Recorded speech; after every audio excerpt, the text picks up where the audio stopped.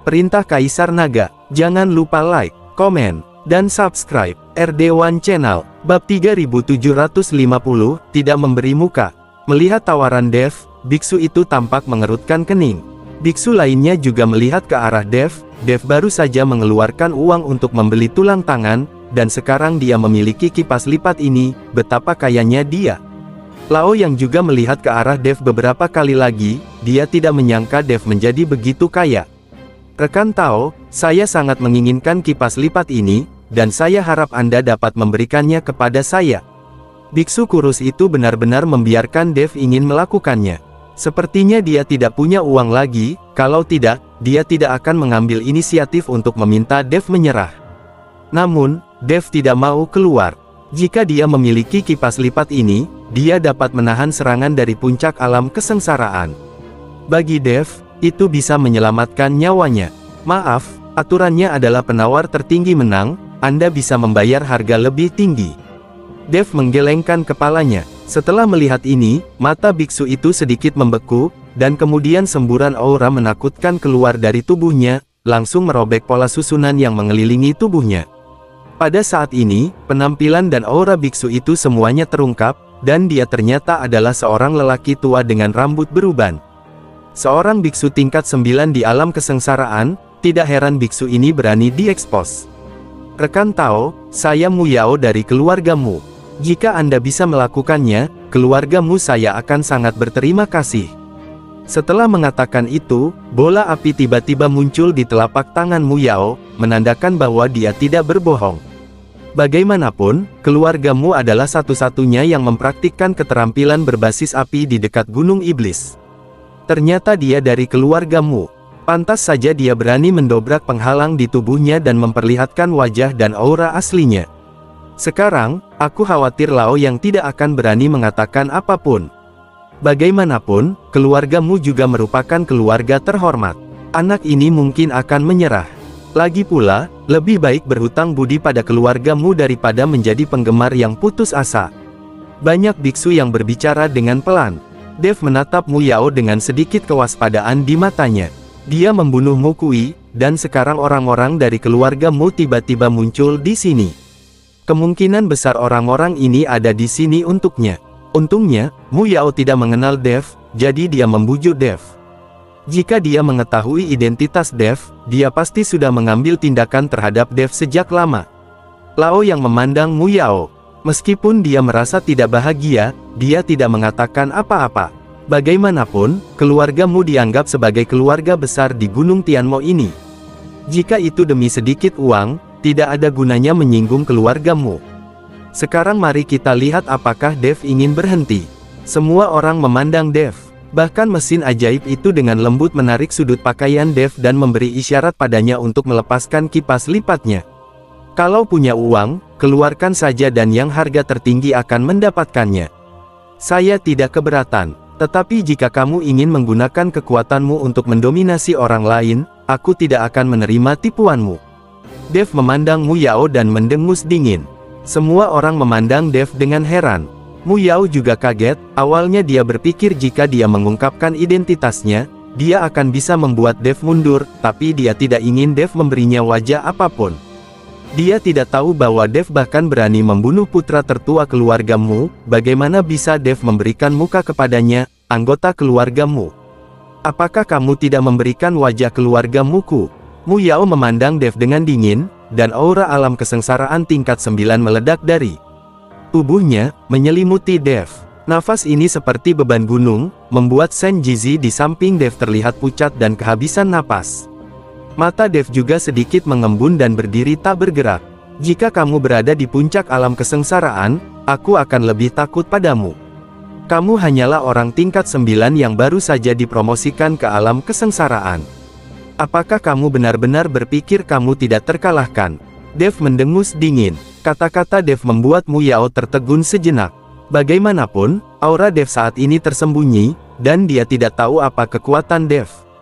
Tapi dari nada bicara Dev, dia seharusnya cukup kuat, dan dia mungkin juga berada di alam kesengsaraan tingkat 9, jika tidak, dia tidak akan berani meremehkannya.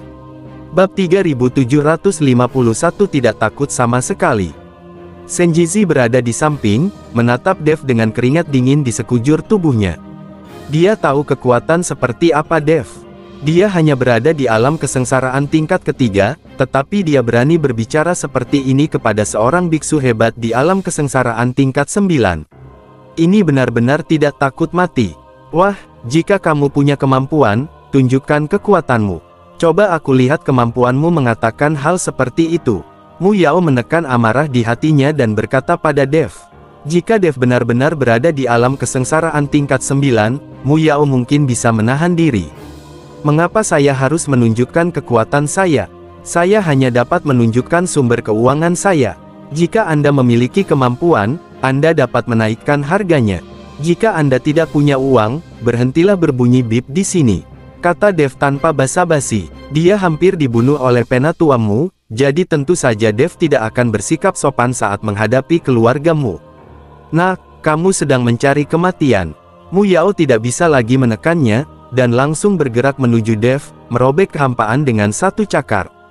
Dia ingin memaksa Dev untuk mengambil tindakan, sehingga aura Dev akan terekspos dan kekuatannya akan terungkap. Tepat ketika Dev hendak mengambil tindakan, sebuah sosok tiba-tiba berdiri di depan Dev. Lalu terdengar suara gemuruh, dan kedua kekuatan itu bertabrakan dalam sekejap, kehampaan bergetar, dan seluruh rumah runtuh seketika. Saat rumah itu runtuh, penghalang di tubuh semua orang menghilang, dan aura mereka terungkap, termasuk penampilan mereka. Untungnya, orang-orang ini adalah biksu, dan runtuhnya rumah tidak menimbulkan korban jiwa, tetapi pelelangan tidak akan diadakan. Tetapi ketika semua orang melihat bahwa Dev hanya memiliki kekuatan alam kesengsaraan tingkat ketiga, mereka semua tercengang. Bagaimana bisa seorang biksu tingkat ketiga di alam kesengsaraan mengatakan apa yang baru saja dia katakan? Menghadapi biksu tingkat 9 di alam kesengsaraan, dia tidak panik sama sekali. Apakah ada di belakang panggung? Bahkan Lao yang sedikit terkejut saat melihat kekuatan Dev. Wajah Mu Yao penuh amarah. Dia benar-benar tidak menyangka bahwa dia akan dibodohi oleh seorang biksu muda yang berada di alam kesengsaraan tingkat ketiga. Rekan Daoismu, saya harap Anda bisa memberi saya wajah kurus dan tidak melakukan apapun di sini. Lao yang berkata pada Mu Yao. Mu Yao menggoyangkan lengannya yang mati rasa, menatap tajam ke arah Dev dan berkata, "Nak, aku akan menunggumu di luar. Coba aku lihat apakah kamu bisa bersembunyi di sini selama sisa hidupmu." Sekarang dia telah melihat wajah asli Dev, Mu Yao tidak takut Dev akan melarikan diri. Seorang biksu muda yang berada di alam kesengsaraan tingkat ketiga dapat dihancurkan sampai mati dengan mengaitkan jarinya. Tapi di sini, dia ingin memberikan wajah Lao Yang. Bagaimanapun, Lao Yang adalah orang kuat di puncak alam kesengsaraan. Dia tahu bahwa dia bukan tandingannya sama sekali. Mu Yao mengibaskan lengan bajunya dan berbalik untuk pergi. Lao yang memberikan kipas lipat itu kepada Dev, dan Dev dengan senang hati membayarnya. Semuanya, pelelangannya sudah selesai sekarang. Saya benar-benar minta maaf atas gangguan kecil ini. Tolong segera pergi untuk menghindari masalah yang tidak perlu. Lao yang berkata kepada semua orang. Sekarang identitasnya telah terungkap, jika dia diincar oleh seseorang yang memiliki niat, dia pasti akan mendapat masalah. Dan perkataan Lao yang juga ditujukan untuk Dev. Dia meminta Dev untuk pergi dari sini secepat mungkin. Lao yang tidak ingin menyinggung keluargamu demi Dev. Apa yang harus kita lakukan? Senjizi bertanya dengan rasa takut. Mu Yao pasti menunggu mereka di luar. Jika mereka keluar seperti ini, Dev akan celaka. Senjizi juga takut untuk terlibat, lagi pula, dia dan Dev bersama. Jangan khawatir, orang itu tidak bisa membunuh kita, apalagi aku masih memiliki harta ini di tanganku. Dev menggoyangkan kipas lipat di tangannya. Kipas lipat ini pasti mampu memblokir serangan Mu Yao. Wah, meskipun kipas lipat ini dibuat oleh Pavilion Luban, namun umurnya sudah tua dan mungkin tidak mampu menahan beberapa serangan. Saat Dev sedang memegang kipas lipat, Raja Iblis Ciyun memeriksanya sendiri, lalu berkata, Bab 3752 Pelacakan. Bahkan jika aku bisa menyelamatkan hidupku, itu sepadan. Davedao tidak peduli berapa lama kipas lipat dapat digunakan. Dev mengikuti Senjizi dan pergi saat kakinya bergetar, pemandangan sekitarnya langsung berubah. Mereka telah keluar dari pasar luar angkasa itu. Awalnya Senjizi takut Mu Yao akan menunggu Dev di luar, tapi ketika mereka keluar, mereka tidak melihat Mu Yao. Untungnya, orang ini hanya berbicara. Senjizi diam-diam menghela nafas lega. Ayo, ikut aku ke Snow Creek Valley. Aku sudah memberimu uang. Dev bertanya pada mesin ajaib. Tidak masalah. Setelah meninggalkan kota Nanjing, terus berjalan ke timur. Lembah salju berada di kaki Gunung Tianmo. Senjizi mengangguk dan berkata, Dev dan Senjizi terbang dan menuju lembah salju. Tapi begitu dia terbang keluar dari kota Nanjing, Dev mengerutkan kening. Ada apa? Tanya Senjizi. Kami sedang diikuti, kata Dev. Apa? Siapa yang mengikutimu? Apakah itu seseorang dari keluargamu? Senjizi sedikit panik. Saya belum tahu, maju saja dan jangan khawatir. Dev hanya merasa sedang dimata-matai, dan tidak mengetahui identitas pihak lain sama sekali. Sebaiknya kita kembali. Jika kita berada di kota Nanjing, keluargamu mungkin tidak akan berani mengambil tindakan. Senjizi ketakutan dan ingin kembali. Kembalilah dan persetan dengan bulu ayam.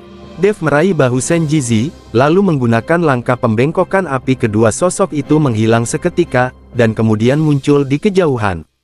Kecepatan kedua orang itu meningkat pesat, seolah-olah mereka sedang melompat ke angkasa. Mu Yao, yang mengikuti mereka, tercengang saat melihat kecepatan Dev dan Senjizi. Sialan, kamu baru berada di alam kesengsaraan tingkat ketiga, bagaimana kamu bisa berlari begitu cepat? Mu Yao menahan napas dan berkonsentrasi, dengan putus asa mulai mengejar. Saat ini, wajah Senjizi menjadi pucat. Dia tidak tahu bahwa Dev akan secepat itu. Dia berada beberapa mil jauhnya dalam sekejap mata. Segera, Dev dan yang lainnya tiba di kaki Gunung Tianmo. Segala sesuatu di sini tertutup salju dan angin menderu-deru. Setelah jatuh ke tanah, Dev menarik mesin ajaib untuk menyembunyikan sosoknya. Pada saat yang sama, kesadaran spiritual Dev tiba-tiba menyebar, dan kesadaran spiritual Dev berada dalam jangkauan deteksi beberapa mil. Sayangnya kesadaran spiritual Dev tidak mendeteksi apapun. Apakah kamu tidak ingin mengikuti? Dev sedikit mengernyit. Faktanya, bukan karena Mu Yao berhenti mengikuti, tapi karena Dev terlalu cepat dan tidak bisa mengikutinya. Mu Yao sekarang terengah-engah, mengejarnya. Sambil mengejar, dia mengumpat, sial, apakah mereka menggunakan sejenis pesawat? Terlalu cepat. Tepat ketika Mu Yao mengutuk, sesosok tubuh tiba-tiba berlari ke arahnya. Ternyata itu adalah Dev. Dia menemukan Mu Yao dan ingin menyerang lebih dulu.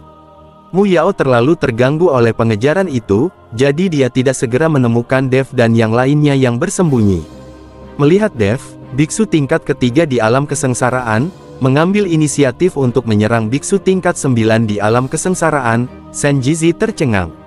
Dev menamparnya dengan telapak tangan, menyebabkan Mu Yao langsung bereaksi, dan api keluar dari tubuhnya.